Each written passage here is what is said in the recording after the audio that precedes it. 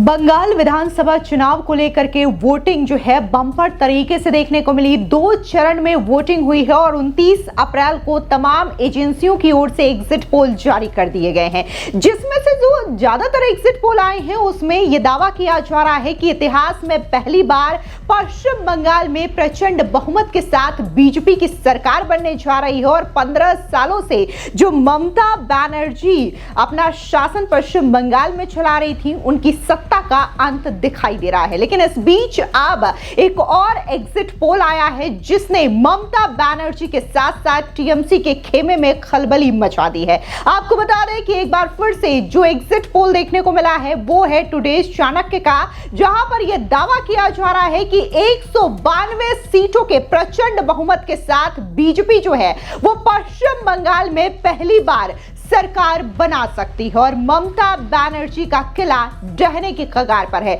जी हां, हम बात आज करेंगे टुडेज चाणक्य एग्जिट पोल की कि आखिर बीजेपी को कितनी सीटें मिली है, कितना वोटिंग शेयर बीजेपी का इस चुनाव में बढ़ा है। इसी के साथ ही ये भी जानेंगे कि आखिर पश्चिम बंगाल में इस बार ममता बनर्जी का किला ढहने की कगार पर क्यों है। जैसा कि पश्चिम बंगाल में चुनावी मुकाबला जो है वो जबरदस्त देखने को मिला,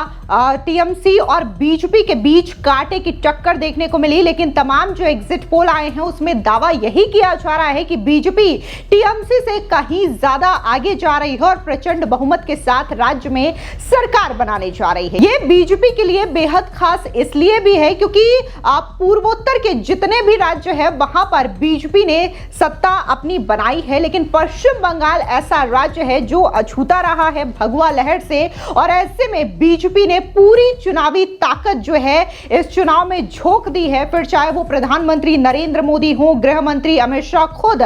कोलकाता के वॉर रूम में डटे रहे। ये तमाम तस्वीरें चुनाव से जुड़ी सामने आई जिसमें यह दिखाया गया कि बीजेपी कितनी ज्यादा मेहनत से चुनावी प्रचार को धार दे रही है। ऐसे में ममता बनर्जी और टीएमसी की ओर से जितने झूठे नैरेटिव फैलाए गए उससे भी समय रहते बीजेपी की ओर से ध्वस्त किया गया। ऐसे में जो टुडेज चाणक्य का एग्जिट पोल आया है उसमें सीधे तौर पर देखा जाए तो यह दावा किया जा रहा है कि बीजेपी जो है वो प्रचंड बहुमत यानी कि 192 सीटों के साथ बीजेपी जो है वो पश्चिम बंगाल में पहली बार सत्ता पर काबिज हो सकती है। और जो सीटों का आंकड़ा है वो यहां पर दिखाया जा रहा है कि 11 सीटें ऐसी है जो बढ़ भी सकती हैं, घट भी सकती है। अगर ऐसा होता भी है तो भी बीजेपी के लिए ये प्लस पॉइंट है क्योंकि बीजेपी का आंकड़ा 192 का अपने आप में एक बहुत बड़ा और प्रचंड आंकड़ा है। इसके अलावा बात अगर हम ममता बनर्जी की टीएमसी की करें तो टीएमसी यहां पर 100 सीटों पर ही अटक रही है, यानी कि टीएमसी जो है वो शतक लगाती हुई यहां पर दिखाई दे रही है टुडेज चाणक्य का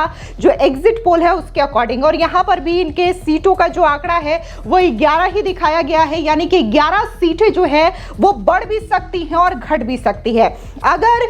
टीएमसी को 11 सीटें बढ़ती भी है तो भी बीजेपी के लिए ये कोई टेंशन की बात नहीं है क्योंकि बीजेपी के पास ऑलरेडी जो प्रचंड बहुमत का आंकड़ा है बीजेपी ने आसानी से क्रॉस कर लिया। 192 का आंकड़ा दिखाई दे रहा है और जो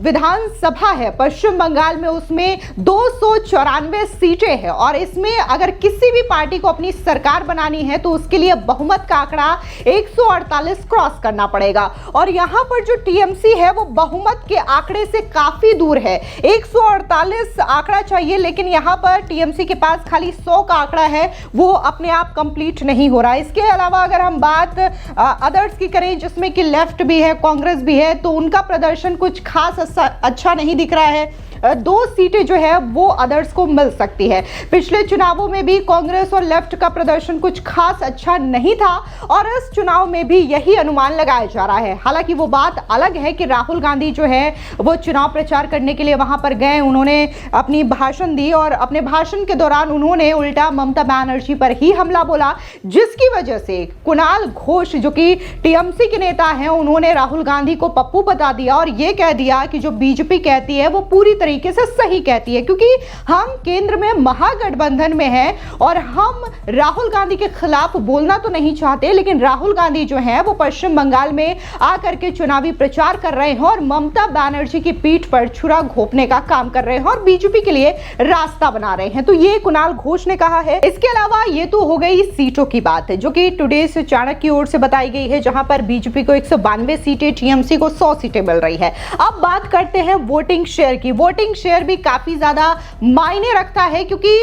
लगातार 2016-2021 के जो विधानसभा चुनाव हुए हैं, इसमें कोई शक नहीं है कि बीजेपी की न सिर्फ सीटें बढ़ी हैं बल्कि वोटिंग शेयर भी बढ़े हैं। और इसी वोटिंग शेयर को लेकर के बीजेपी इस बार पूरी तरीके से आत्मविश्वास से भरी हुई है और उनका दावा है कि इस बार पश्चिम बंगाल में बीजेपी की सरकार बनने जा रही है। खुद जो शुवेंदु अधिकारी हैं नंदीग्राम और भवानीपुर से बीजेपी के कैंडिडेट, उन्होंने यह दावा किया है कि 180 सीटों से ज्यादा बीजेपी जो है वो जीतने जा रही है, क्योंकि ये उनका ग्राउंड वर्क है और आंकड़ों के मुताबिक ही वो ये दावा कर रहे हैं कि बीजेपी जो है 180 से ज्यादा सीटें जीत सकती है। ऐसे में टुडे से चाणक्य का जो यहां पर वोटिंग शेयर है, अगर हम उसकी बात करें, यहां पर जिस तरीके से वोटिंग शेयर बीजेपी का बढ़ा है, तो ये 48% यहां पर दिखाई दे रहा है बीजेपी का। इसके अलावा टीएमसी के वोटिंग शेयर की बात करें तो वो है 38%,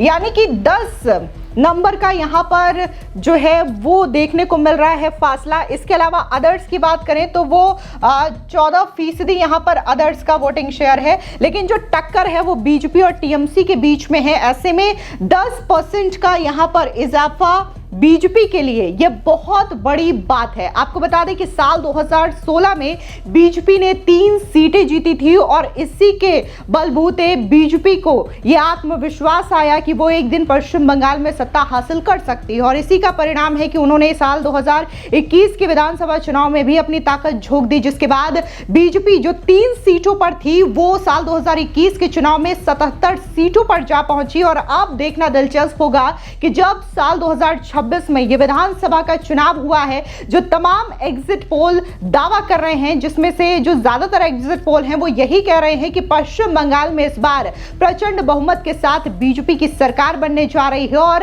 ये जो एग्जिट पोल के आंकड़े हैं उसको लेकर के ममता बनर्जी और टीएमसी में पूरी तरीके से खलबली मची हुई है। ममता बनर्जी और टीएमसी ने इन तमाम एग्जिट पोल को सिरे से खारिज कर दिया है। उनका कहना है कि ये जो एग्जिट पोल है वो पूरी तरीके से गलत है, ये एग्जिट पोल कभी सही नहीं होते हैं। हालांकि वो बात अलग है जब यही एग्जिट पोल विपक्ष के फेवर में होते हैं, तो वो कहते हैं कि ये लोकतंत्र है, ये जनता है जिन्होंने ये स्वीकार किया है। लेकिन जब यही एग्जिट पोल जो है वो बीजेपी के पक्ष पे जाता दिखाई दे रहा है, तो टीएमसी और ममता बनर्जी ने इसे खारिज कर दिया है। लेकिन इन्हीं एग्जिट पोल को लेकर के बीजेपी पूरी तरीके से आत्मविश्वास से भरी है और उनका दावा है कि जो एग्जिट पोल में दिखाया जा रहा है उससे भी कहीं ज्यादा सीटें जो है वो बीजेपी जीतने जा रही है। तो ये तमाम एग्जिट पोल्स पे अलग अलग दावे किए जा रहे हैं, जिसमें ज्यादातर एग्जिट पोल तो फिलहाल यही कह रहे हैं कि इस बार राज्य में बीजेपी की सरकार बनने जा रही है। पश्चिम बंगाल के इतिहास में ऐसा पहली बार होगा जब भगवा